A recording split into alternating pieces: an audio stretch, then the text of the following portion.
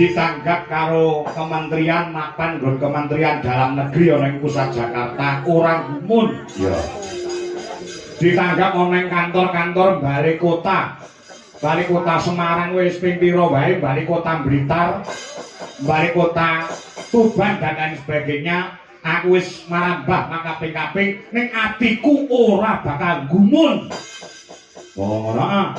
Ditanggap ning tengah alun-alun aku ya ora gumun, ning nek bengi iki aku gumun setahun jengleng serendeng ing atase wayangan ning pucuk gunung ning disulap dadi papan sing endah, dadi gedung pertemuan yang hebat. Mula tepuk tangan buat panjenengane sing kagungan dalem. Pak Karmin Jos Bukatni. Oh ngono. Iki ngisor iki dalan lho, Bro. Dalan heeh. Aku mau wis sore mau mang survei, heeh nganti tekan mburi kono. Waduk utawa bendungan Jelatah iki ketok. Oh, ngono. Ngono lek kowe ditanggap ning nggon sing kota-kota ngono ora gumun.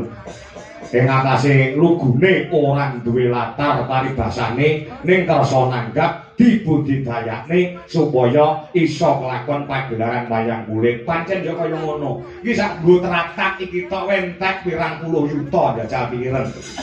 Oh, ngono ya iya. Iki bot-bote apa to? Ana tetembungan anak polah bapa kepradah. Oh. Lire piye? Panjenengane sepisan Pak Tarmin. Ya.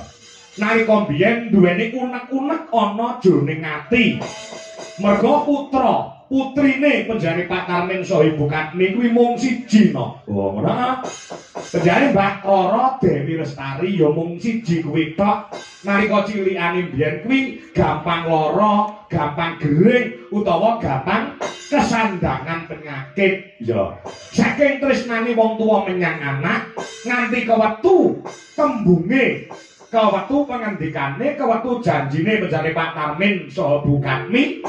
Nduk kowe sehat tok, kowe warasa nduk duwe lestari. Sok nek kowe sehat, kowe waras diparingi panjang umur. Sok nalika kowe entuk jodoh, nalika kowe pas rabi tak tanggap kewayang. Alhamdulillah Gusti Allah Subhanahu wa taala ijabahi apa sing dadi ujare panjenengane Bapak Tarmin saha Ibu begiki wis kelakon dalam rangka miwuh putra Mahardya Siwi panjenengan Mbak Dwi Lestari lawan Raka Mas Bagus Anwar bisa gelar pagelaran wayang kulit. Dengan demikian para tamu undangan yang dihadirkan utawa diundang pada malam hari ini sebagai saksi dan sebagai bukti bahwasanya utange panjenengane Pak Tarmin wis disaur lunas-nas, wis ora ana sing utang, ora ana sing ngutangake, disaur lunas begiki wis ora ana sing utang meneh, wis nir ing sambekala utange wis dilunasi dalu menika. Tak tunjeng. Yo.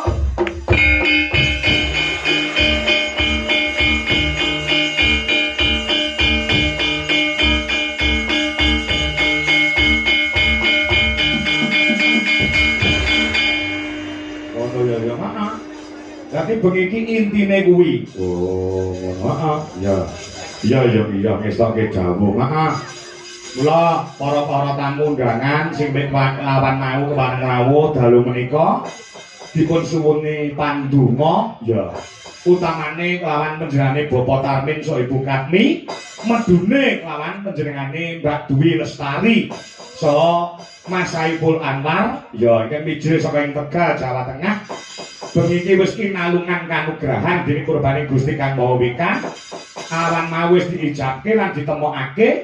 Muga-muga dadi temanten ingkang sakinah mawaddah warahmah maslahah bidine kata akhirah bisa menciptakan baiti janati, rumahku adalah surgaku, dan segera diberikan momongan utawa putra putri sing solehah, putra kakung sing soleh bisa dadi asana nutukake marang sejarahe panjenengane Pak Tarmin, Mbak Dwi Lestari dan Mas Saiful Anwar. Oh, anak kuwi penting. Anak kuwi penting kok. Wong rabi kuwi pirang-pirangane taun nek ora ndang diwenehi anak bingung lho. Oh, maaf. Monggo anak kuwi kanggo sono nutuke sejarah kuwi mau. Oh iya. Ya wis akeh dawuh. Maaf. Nek bab perkara ilmu pendidikan manten wedok karo manten lanang ki dhuwur. Oh, maaf. Luwih pinter nek perkara pendidikan. Nek perkara gawe anak, jek pinter aku timbang mantene. Ngono iya. Perkara ilmu gawe anak iya. Wong gawe anak gen dirungokne, gen dicatet karo Mbak Dwi Lestari karo Mas Saiful Anwar. Nek gawe anak kuwi ora sak-sake. Ana ilmune. Heeh. Ilmune apa? Digoleki dina sing becik nggo gawe anak. Dina sing apik kanggo gawe anak kuwi malam Jumat, kuwi diarani sunah Rasul.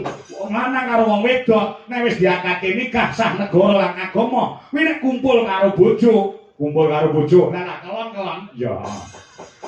Kuwi yen dilakoni malam Jumat, kuwi ganjarane kuwi 1000 derajat kamulyan. Malam Jumat ki 1000. Heeh. Nek malam Senin karo malam Kamis kuwi mung 500, sakliyane dina telu kuwi mung nyatusan. Nyatusana nek bendina besok telu ya mangga 1000 lho. Tapi agama ngono kuwi. Oh. Tur padha wae nek wong lanang karo wong wedok nglakoni kumpul gawe anak kok malam Jumat padha karo mateni iblis 100.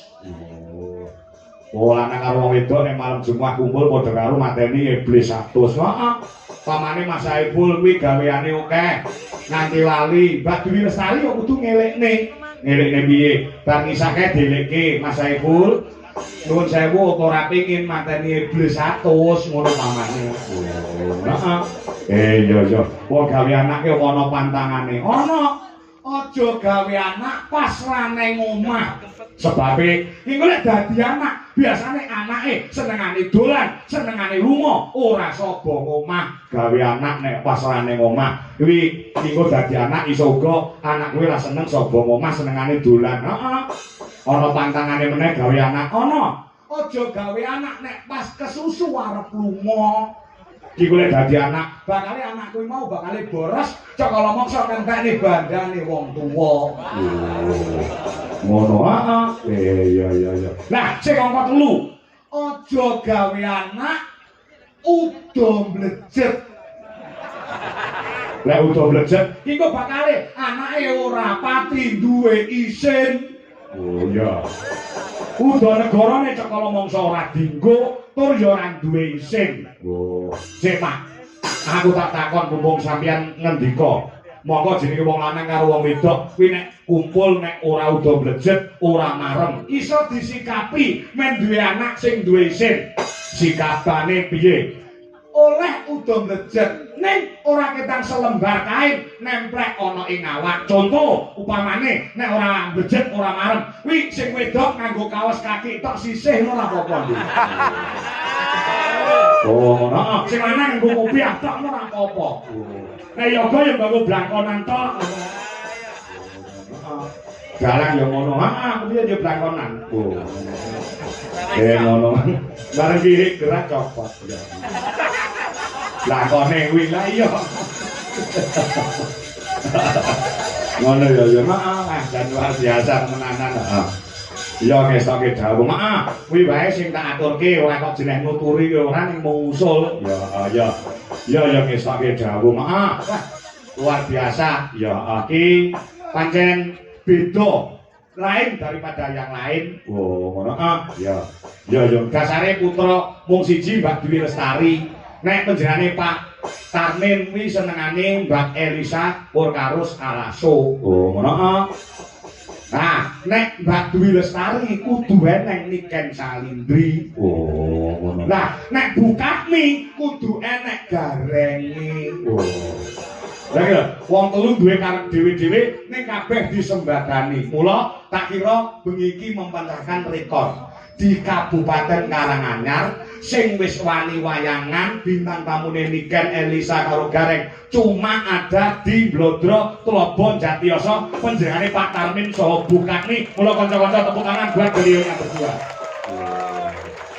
Ngono ya. Heeh, wong dasare kiai sukses kono. Kiai sukses Pak Tarmin. Heeh. Biyen awake dhewe tau ditanggap ning nggon bakul bola pecah kuwi, bola pecah. Heeh. Sinden-sinden mulai digawani ciduk, digawani ember. Ngono, heeh. Aku biyen tau ditanggap tukang mebel ngono, makasane aku digawani meja kursi, ya sinden-sinden ya digawani dinglik cilik-cilik saka kayu. Lah, gandeng iki panjenengane Pak Tarmin iki pengusaha pedagang bakso sing sukses. Iku bakale sinden mulai digawani pentol karo Pak Tarmin. Pentole sapa? Ya pentole Pak Tarmin. Ngono ya, iya. Ya. Jan luar biasa temenanan. Ya. Itu dasare pirang dina kepungkur kae menjadi Pak Tarmin wis utusan karo Duta Mungkasi. Ya.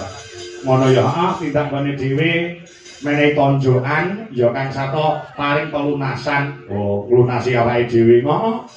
Dadi ket seminggu kepungkur ke awake dhewe wis lunas lho. Dadi bengi iki acarane awake dhewe nyaurutan. Iya. Maaf. Ya. Esoke dawuh. Maaf, matur sembah nuwun muga-muga dari Pak Tarmin sak keluarga Brayat Agung ingkang mapan wonten ing Blodro Klobo Jatiyoso tansah pinardawa ingkang mulyan kang sarta pinaringan bagas kewarasan sehat walafiat. Ya, pinaringan rezeki ingkang kathah melimpah, panjang yuswa ing kebak barokah, slamet donyane, slamet akhirate. Allahumma Hasbunallahu wa ni'mal wakil.